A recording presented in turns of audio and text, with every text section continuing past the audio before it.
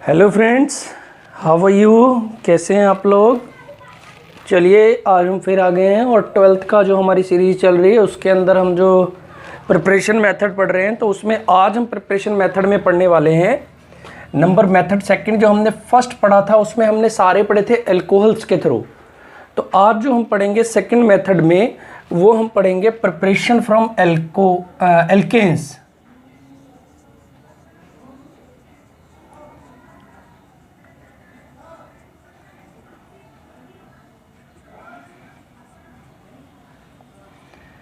Alkanes के through preparation करनी है और एल्केन्स के थ्रू हमारे हेलो एल्केन्स जो प्रिपेयर होते हैं वो डायरेक्ट हेलोजिनेशन से प्रिपेयर होते हैं। तो prepared by direct halogenation. But यहाँ पर कुछ बातों का ध्यान रखना होता है। उसमें अगर ध्यान रखें तो सबसे पहले हम फोकस करें रिएक्टिविटी ऑफ हैलोजेंस।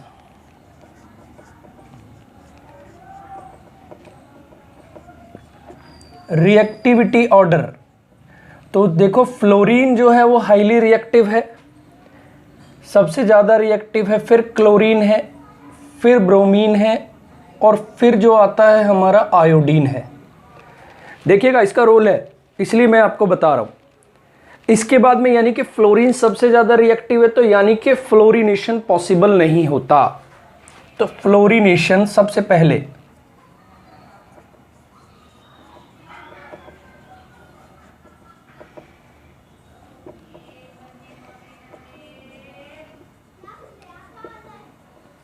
ठीक है। क्यों नहीं पॉसिबल होता है? बिकॉज जो रिएक्शन होती है एल्केन की और फ्लोरीन की वो एक्सप्लोजिव होती है। ठीक है, एक्सप्लोजन हो जाता है, तो एक्सप्लोजिव रिएक्शन हो जाती है। ठीक है, fluorination is not possible as the reaction is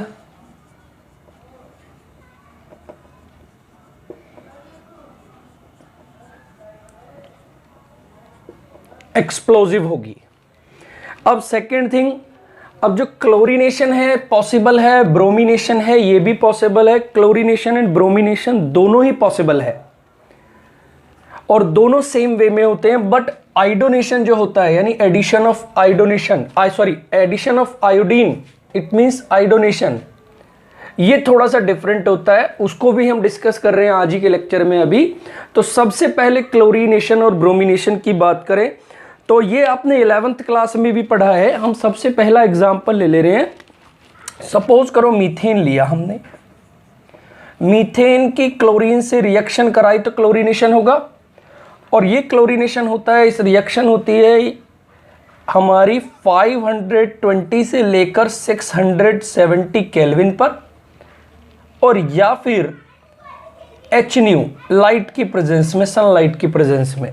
ठीक है, फोटो केमिकल रिएक्शन है, लाइट की प्रेजेंस में होगी HNu। और जो बनकर आता है वो क्या बनकर आएगा? वो हमारा बनकर आएगा CH3Cl प्लस HCl। बट अगर रिएक्शन यहीं पर रुक जाती तो बात ठीक थी, बट ये रिएक्शन यहां नहीं रुकती है, तो हमें क्या मिलता है? मिक्सचर मिलता है। ठीक है, mixture of different substituted product हमें फॉर्म्ड होती है इस रिएक्शन में। तो इस रिएक्शन के अंदर हमें गुड यील्ड नहीं मिलती है। ठीक है, जैसे क्लोरीनेशन हो रहा है सेम ब्रोमिनेशन भी वैसे ही होता है। तो सबसे पहले होगा क्या इस रिएक्शन में? ये रिएक्शन ऐसी नहीं होती है।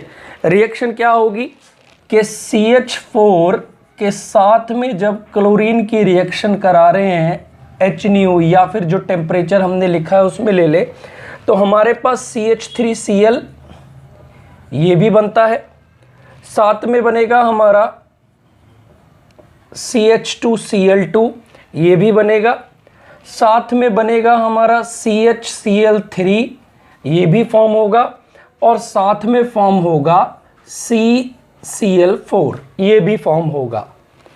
अब आपने इसकी मैकेनिज्म ऑलरेडी क्लास 11th में पढ़ी है।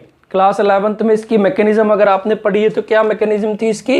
इस रिएक्शन की मैकेनिज्म होती है फ्री रेडिकल मैकेनिज्म।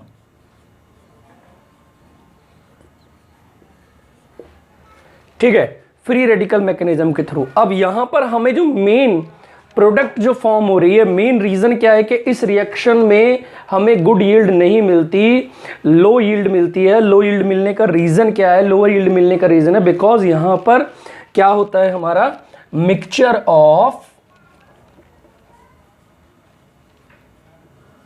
क्या, डिफरेंट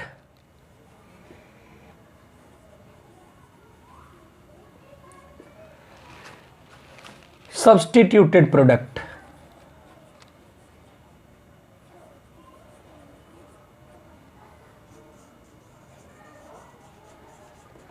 हमें डिफरेंट सब्स्टिट्यूटेड प्रोडक्ट यहां पर मिलती हैं, जिसकी वजह से हम इस मेथड को से हमें गुड यील्ड नहीं मिलती है हेलो एल्केन्स की। ठीक है, ये तो हुई हमारी बात, ये हमने क्लोरीनेशन किया। अब सेम यहां पर ब्रोमीन कर दीजिए, आप ब्रोमिनेशन हो जाएगा। ठीक, बट आयोडोनेशन थोड़ा सा डिफरेंट है। अब आयोडोनेशन की बात करें, देखिए आयोडोनेशन के लिए तो इसको इरेज कर रहे हैं, आप नोट करते रहिएगा। आयोडोनेशन की बात करें तो देखिए आयोडोनेशन में क्या होगा,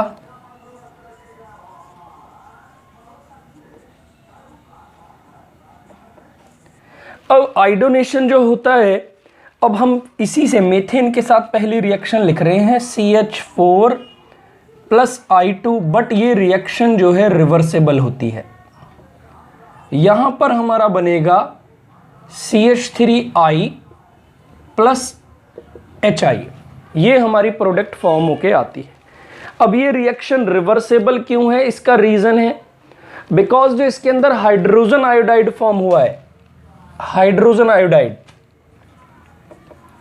ये क्या है? It is strong reducing agent है ये।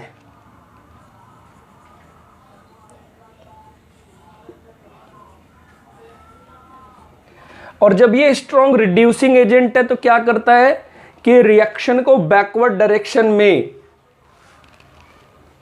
प्रोसीड कर देता है। तो इसको रोकने के लिए हम क्या करते हैं, हम इस रिएक्शन को क्या करते हैं, स्ट्रॉन्ग ऑक्सीडाइजिंग एजेंट्स की प्रेजेंस में इस रिएक्शन को कराते हैं। ठीक है, तो स्ट्रॉन्ग ऑक्सीडाइजिंग एजेंट कौन कौन से यूज करते हैं? या तो हम इसके अंदर यूज करते हैं कंसंट्रेटेड HNO3 नाइट्रिक एसिड, या फिर हम इसके अंदर यूज करते हैं आयोडिक एसिड HiO3, इनकी प्रेजेंस में रिएक्शन कराई जाती है। अब जब इनके प्रेजेंस में रिएक्शन कराते हैं तो ये जो हाइड्रोजन आयोडाइड फॉर्म होता है, ये इसको आयोडीन में कन्वर्ट कर देते हैं। देखिएगा किस तरीके से, तो क्या रिएक्शन होती है, 2HI plus twice of HNO3, it gives I2 plus 2NO2 plus 2H2O। यानी इस तरीके से हाइड्रोजन आयोडाइड को ये आयोडीन में कन्वर्ट कर देते हैं, जिससे कि हाइड्रोजन आयोडाइड अवेलेबल नहीं रहता और ये रिएक्शन बैकवर्ड डायरेक्शन में प्रोसीड नहीं होती। सेम ही रोल प्ले करता है आपका HiO3, तो इसके अकॉर्डिंग भी देख लें रिएक्शन।